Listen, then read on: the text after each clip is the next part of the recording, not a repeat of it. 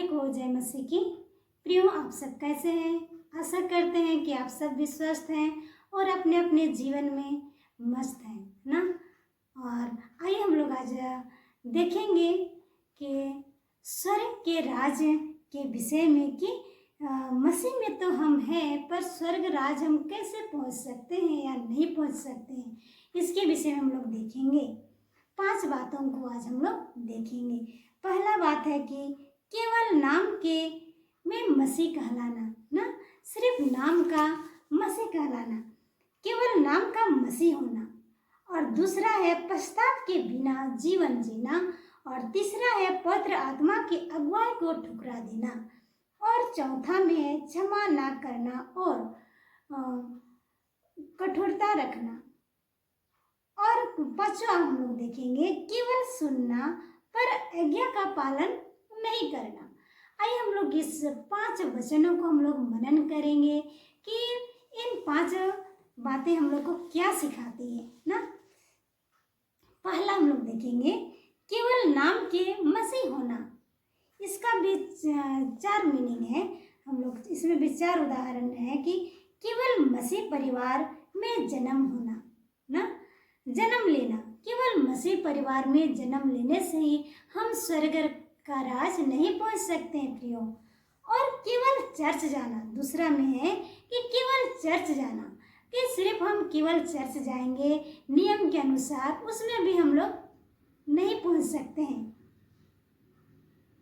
तीसरा, केवल धार्मिक पहचान रखना। तीसरा में क्या है? केवल धार्मिक पहचान रखना। प्रियो, हम लोग सिर्फ चर्च जाने से स्वर्ग के राज नहीं पहुंच सकते हैं। सिर्फ धार्मिक का पहचान बनाने से हम लोग स्वर्ग का राज नहीं पहुंच सकते हैं। तो हमें धार्मिक का पहचान में क्या है कि हमें जो चर्च में जो बड़े बड़े पद होते हैं उसमें सिर्फ पदता को लेने के लिए नहीं, अपना पहचान बनाने के लिए नहीं कि हम ऐसे पद में हैं, हमको लोग बहुत जानते हैं, ऐसे से हमें कोई मतलब नहीं है कि हम ऐसे रख के हमारा जीवन में ऐसे हम मन में रखेंगे तो स्वर्ग का राज पहुंचना हम लोग को बहुत कठिन है, मुश्किल है। और आइए हम लोग उस और एक को देखेंगे कि नया जन्म ना होना।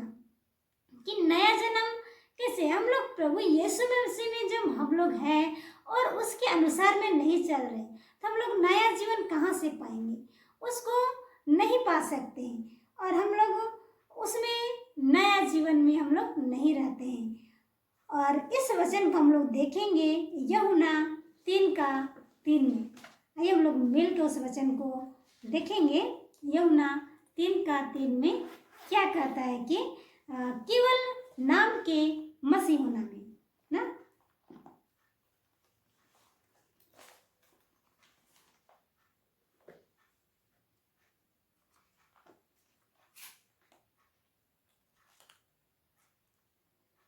यूहन्ना 3:3 में लिखता है, यीशु ने उसको उत्तर दिया, मैं तुमसे सच कहता हूँ, कोई नए सिरे से ना जन्मे तो परमेश्वर का राज देख नहीं सकता। क्या कहते हैं कि मैं तुमसे सच सच कहता हूँ, यदि कोई नए सिरे से जन्म ना ले वह क्या करेंगे? स्वर्ग का राज में पहुंच नहीं सकते हैं। तो हमें नए सिरे से जन्म लेना क्या है कि परमेश्वर के वचनों को जानना है, मानना है, उसके अनुसार में चलना है ना। दूसरा हम लोग देखेंगे कि नया जीवन ना होना, नया जीवन नहीं होना। दूसरा है पश्चाताप के बिना जीवन जीना। क्या बताते हैं? यदि हम पश्चाताप नहीं करेंगे तो क्या है? हमारा जीवन जीना ही बेकार है। इसमें भी हम लोग 4 उदाहरण को देखेंगे। पाप को हल्का में लेना, समझना, पाप को हल्का समझना, गलती को सही ठहराना, पश्चाताप ना करना, परमेश्वर की चेतावनी को अनदेखी करना, परमेश्वर की चेतावनी को अनदेखा करना। क्या करते हैं? बहुत लोग पाप तो करते हैं प्रियो, पर वो लोग हल्का में ले लेते हैं। और बहुत कोई क्या करते हैं, गलती भी करते हैं पर उसको सही ठहराने का कोशिश करते हैं। और आइए हम लोग उस वचन को देखेंगे लूका रचित सुसमाचार 13:3 में। लूका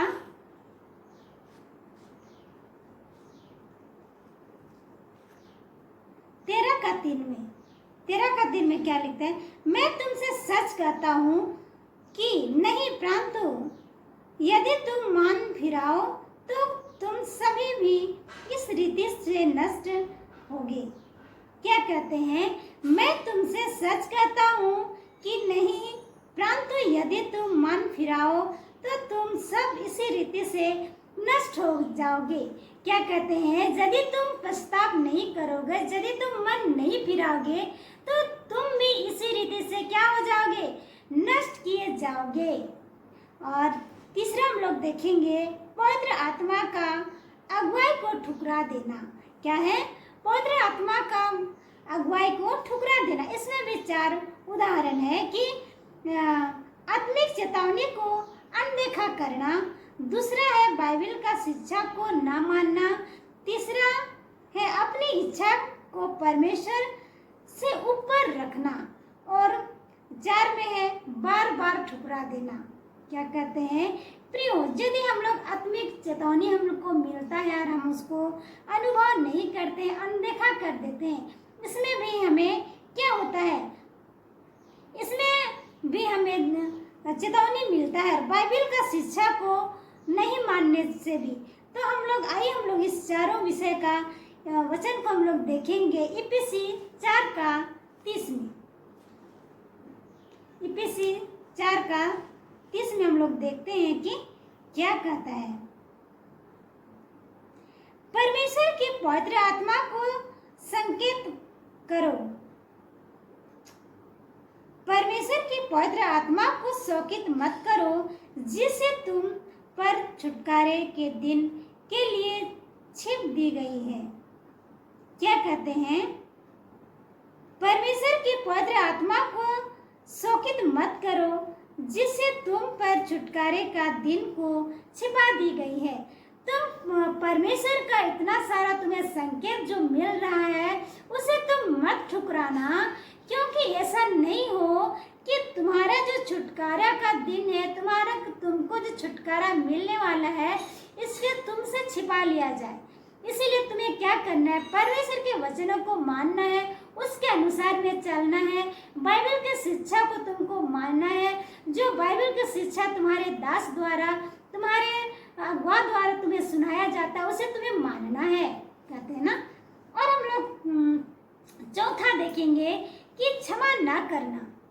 प्रियो, बहुत ऐसा है कि एक दूसरे से हम कभी बोला बोली भी हो जाता है तो क्षमा नहीं करते, क्षमा तो कर देते हैं पर ऊपर ऊपर में क्षमा करते हैं। और हमें क्या होता है कि